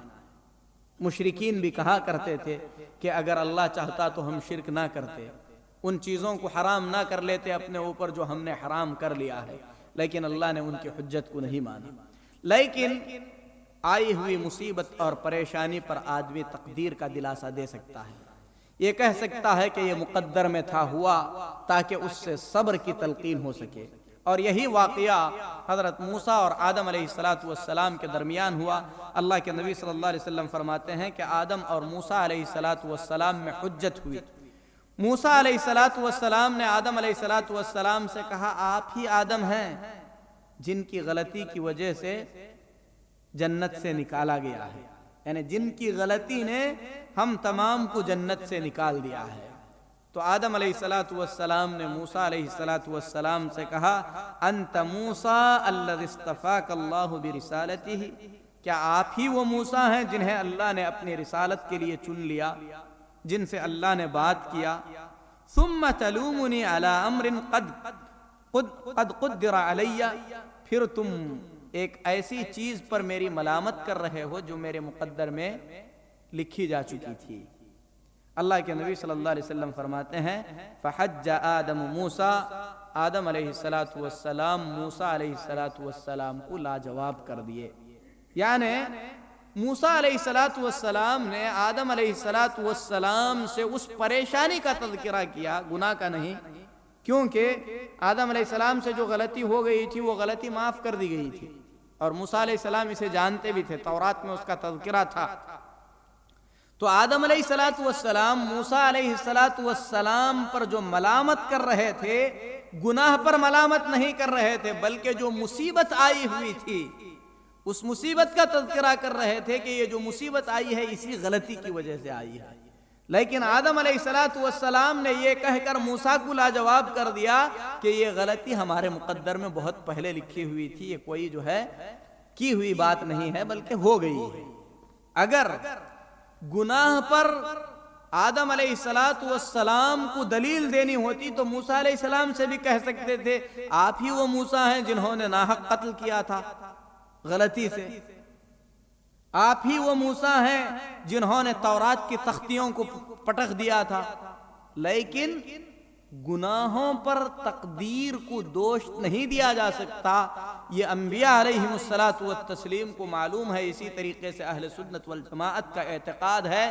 پریشانی اور مصیبت پر جو ہے تقدیر سے تسلی اور دلاسا حاصل کیا جا سکتا ہے کہ بھائی قتل ہو گیا، غلطی سے کر دیا، لیکن جان بوجھ کر قتل کیا ہے تو کوئی نہیں کہے گا کہ میں نے جان بوجھ کر جو قتل کیا ہے وہ میری تقدیر میں لکھا ہوا تھا۔ اس سلسلے کے بہت سارے واقعات ہیں جس میں جو ہے اہل علم نے اس طریقے سے کرنے سے جو ہے منع کیا ہے۔ اسی طریقے سے کوئی آدمی جو کچھ بھی تقدیر میں ہے اس پر راضی نہیں ہونا ہے، جو مصیبتیں پریشانیاں ہیں اس پہ راضی ہونا ہے، لیکن گناہ کر کے اس پہ راضی ہو جائیں کہ بھائی میں نے شراب پی لیا، میں راضی ہوں کیونکہ یہ میری تقدیر میں ہے، میں نماز نہیں پڑھ رہا ہوں، میں راضی ہوں کیونکہ یہ میری تقدیر میں ہے، ماں باپ کی نافرمانی کر رہا ہوں، میں راضی ہوں، یہ میری تقدیر میں ہے، تو یہ حماقت ہے، اور اللہ تبارک و تعالیٰ نے ایسا کرنے سے منع کیا ہے۔ بلکہ قرآن پاک میں اللہ نے فرمایا وَكَرَّهَ إِلَيْكُمُ الْكُفْرَ وَالْفُسُوقَ وَالْعِصْيَانَ، اللہ تعالیٰ نے کفر، فسق اور نافرمانیوں کو تمہارے لیے ناپسند کیا ہے، اسی لیے اسے ناپسند ہی سمجھنا چاہیے، اور اس چیز کی جو ہے شریعت میں اجازت نہیں دی گئی ہے۔ میرے محترم بھائیو، کچھ لوگ ایسے ہیں جو تقدیر کے ان معاملات میں کچھ غلط فہمیوں کی وجہ سے ایسے شبہات میں پڑ گئے جو انہیں کفر سے نکال دیتے ہیں۔ بعض نے کہا کہ اللہ تبارک و تعالیٰ نے شر کو پیدا نہیں کیا، شر کی کوئی چیز اللہ نے پیدا نہیں کی، اور اللہ تبارک و تعالیٰ شر کو چاہتا بھی نہیں ہے، جو کفر ہو رہا ہے اللہ اسے نہیں چاہتا ہے، یعنی یہ اللہ کی چاہت کے بغیر ہی ہو رہا ہے، تو نعوذ باللہ یہ اللہ تبارک و تعالیٰ کے لیے عاجزی ثابت کرنے کے برابر ہے کہ اللہ کی زمین میں وہ ہو رہا ہے جو اللہ نہیں چاہتا۔ اللہ تعالیٰ کو نعوذ باللہ اس کی مملکت اور اس کی سلطنت پہ جو ہے قدرت اور قابو نہیں ہے، اور یہ ضلالت اور گمراہی ہے۔ وہی ہوتا ہے جو اللہ تبارک و تعالیٰ چاہتا ہے۔ اگر اللہ چاہتا کہ حضرت حمزہ شہید نہ ہوں تو شہید نہ ہوتے، اگر اللہ یہ چاہتا کہ ابراہیم علیہ السلام کو آگ میں نہ ڈالا جائے تو نہیں ڈالے جاتے، لیکن اللہ تعالیٰ نے چاہا، پسند نہیں کیا، اسی لیے جو کر رہے ہیں ان کو ان کے کیے کہ اللہ تبارک و تعالیٰ ضرور سزا دے گا۔ اسی لیے ایسے ہی ایک شخص کے پاس جو کہ تقدیر کا انکار کرتا تھا یا یہ کہتا تھا کہ اللہ تبارک و تعالیٰ جو ہے برائی کے کاموں کو نہیں چاہتا ہے پھر بھی ہو جاتے ہیں، ایک اعرابی آیا، اور وہ شخص جو ہے عمرو بن عبید تھا، معتزلہ کے فرقے سے تعلق رکھنے والا، جس کا عقیدہ یہ تھا کہ اللہ صرف نیکی کے کاموں کو چاہتا ہے، جو گناہ کے کام ہیں وہ اللہ کے چاہے بغیر ہی ہوتے ہیں۔ تو اس آدمی کے پاس ایک اعرابی آیا، ایک بدھو آیا، آ کر کہنے لگا کہ میری ایک اونٹنی چوری کر لی گئی ہے، کسی نے چوری کر لیا ہے، دعا کرو کہ اللہ تعالیٰ واپس لوٹا دے۔ تو عمرو بن عبید المعتزلی جو بڑا امام تھا اور بہت بڑا جو ہے اس گمراہ فرقے کا ماننے والا تھا، اس نے دعا کرتے ہوئے کہا اللہم ان ناقۃ المسکین سرقت ولم ترد سرقتها اللہم ارددها علیہ، اے اللہ اس مسکین آدمی کی اونٹنی چوری ہو گئی ہے، تو نہیں چاہتا تھا کہ چوری ہو، پھر بھی چوری ہو گئی ہے، تو واپس لوٹا دے۔ تو اس اعرابی نے کہا کہ بس مجھے آپ کے دعا کی ضرورت نہیں ہے۔ کہا کہ کیوں؟ کہا کہ اب اللہ چاہے گا واپس آئے تو پھر نہیں آئے گی، کیونکہ نہیں چاہا پھر بھی چوری ہو گئی، یعنی کوئی اس سے بھی بڑا ہے جو اس کے نہ چاہنے کا کام بھی کر سکتا ہے، اب وہ چاہے گا کہ واپس آئے تو پھر نہیں آئے گی، پھر کیا ہوگا؟ تو اس طریقے سے میرے محترم بھائیو، ان چیزوں کو نہ سمجھنے کی وجہ سے، یعنی اللہ تبارک و تعالیٰ نے اس کام کو چاہا، اس کے پیچھے مصلحت ہے جو بندہ نہیں جانتا۔ ہو سکتا ہے اللہ تبارک و تعالیٰ اس کے ذریعے اسے ہدایت دینا چاہتا ہو سکتا ہے وہ دعا کرے اللہ اس کی دعا کو قبول کر کے کوئی اور چیز عطا کرنا چاہتا ہو، بہت ساری چیزیں ہو سکتی ہیں حکمت کی جو ہمارے جو ہے عقل میں نہیں آتی، لیکن ضروری نہیں ہے کہ جو چیز ہماری عقل میں نہ آئے اس چیز کو ہم قبول نہ کریں۔ عبد الجبار الحمدانی ایک ایسا ہی شخص تھا جو اسی طریقے کا عقیدہ رکھتا تھا۔ اس کے پاس ایک جلیل القدر عالم جو ہے آئے تو اس نے کہا سبحان من تنزہ عن الفحشاء، اللہ پاک ہے جو فاحشہ اور بے حیائی کے کاموں کو نہیں چاہتا۔ تو انہوں نے کہا سبحان من لا یقع فی ملکہ الا ما یشاء، اللہ پاک ہے جس کی مملکت میں اس کے مرضی کے بغیر کچھ بھی نہیں ہوتا، یعنی وہی ہوتا ہے جو اللہ تبارک و تعالیٰ کی مرضی ہوتی ہے، لیکن اللہ نے ڈھیل دیا ہے، اللہ تبارک و تعالیٰ کی حکمت ہے۔ آخر میں ایک مختصر سا واقعہ اور اسی پر ہم درس ختم کرتے ہیں، جس کو امام سعدی رحمۃ اللہ علیہ نے اپنی کتاب میں بیان کیا ہے۔ فرماتے ہیں کہ ایک آدمی تھا جو اسی عقیدے اور اسی فکر کا مالک تھا کہ دنیا میں جو کچھ بھی ہوتا ہے وہ بندے کے اپنے جو ہے کرتوتوں سے ہوتا ہے، اللہ تعالیٰ کی اس میں کوئی مرضی نہیں ہوتی، جو کچھ ہے مقدر کے سہارے پر جو ہے گناہوں پہ گناہ کرتے جاتا تھا اور تقدیر کو دوش دیتے جاتا تھا۔ تو وہ آدمی بڑا مالدار تھا۔ کہتے ہیں کہ اس کے بکریوں کا چرواہا آیا اور آ کر کہنے لگا ساری بکریاں ہلاک ہو گئیں۔ اس نے کہا کہ کیوں؟ کہا کہ میں انہیں ایک میدان میں چرا رہا تھا جہاں پر کوئی گھاس کچھ بھی نہیں تھا، کئی دن تک وہیں پر روکے رہا تو وہ ہلاک ہو گئی۔ کہا کہ تم نے وہاں پر کیوں روکا جب جانتے تھے کہ گھاس کچھ بھی نہیں ہے؟ کہا کہ تقدیر میں تھا، روک دیا۔ تو وہ چلانے لگا۔ اتنے میں جو ہے اس کا مال، بہت سارا مال، تجارتی مال تھا، جس کا نگہبان تھا، وہ شخص آیا، کہا کہ میں مال کو ایک پرخطر راستے سے لے کے جا رہا تھا جہاں کے بارے میں معلوم تھا کہ بہت سارے ڈاکو اور لٹیرے ہیں، پورا کا پورا مال لوٹ گیا۔ کہا کہ تم اس راستے میں کیوں گئے؟ تم کو تو وہ راستہ چھوڑ کے دوسرے راستے پہ جانا چاہیے تھا۔ تو اس نے کہا قضاء اللہ و قدر، اللہ نے تقدیر میں لکھ دیا تھا اور یہ مقدر تھا، ہو گیا۔ اور بھی چلایا۔ تیسرا آدمی آیا جو اس کی اولاد پر نگہبان تھا، اس نے کہا کہ تیرا بچہ مر گیا۔ کہا کہ کیوں؟ کہا کہ میں اسے ایک کنویں کے پاس لے گیا، کہا کہ اس میں اتر کر تیرنا سیکھو۔ کہا کہ تم جانتے نہیں تھے کہ وہ تیرنا نہیں جانتا ہے؟ کہا اسی لیے جاننے کے لیے ہی تو اتارا کہ وہ تیرنا سیکھے۔ کہا کہ تم کو بھی ساتھ میں اترنا چاہیے تھا۔ کہا تقدیر میں تھا سو ہو گیا۔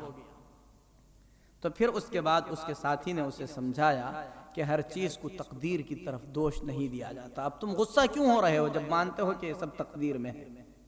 اللہ تعالیٰ کی جانب اگر ایسی باتوں کو منسوب کریں تو اللہ تعالیٰ اور بھی غصہ ہوگا۔ تو میرے محترم بھائیو، مختصر یہ ہے کہ تقدیر اللہ تبارک و تعالیٰ کی جانب سے کیا ہوا اللہ تبارک و تعالیٰ کا علم، اور اس علم کو لکھی گئی چیزیں ہیں۔ بندے کیا کرنے والے تھے یہ اللہ تعالیٰ کو پہلے ہی سے معلوم تھا۔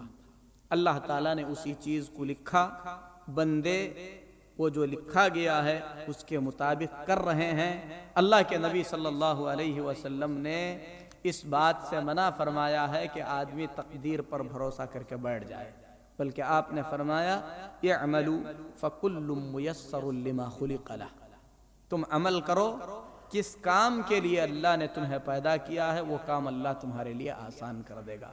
مجھے نہیں معلوم کہ مجھے جنت کے لیے بنایا گیا ہے یا جہنم کے لیے بنایا گیا ہے، لیکن میں یہ سوچ کے بیٹھ جاؤں یا گناہ کرتے جاؤں کہ مجھے جہنم کے لیے بنایا گیا ہے تو یہ حماقت ہے۔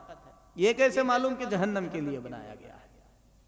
ہو سکتا ہے جنت کے لیے بنایا گیا ہو۔ اللہ سے ہم یہی امید رکھتے ہیں، اللہ سے ہم یہی طلب کرتے ہیں۔ اسی لیے بندے کو چاہیے کہ عمل کرے۔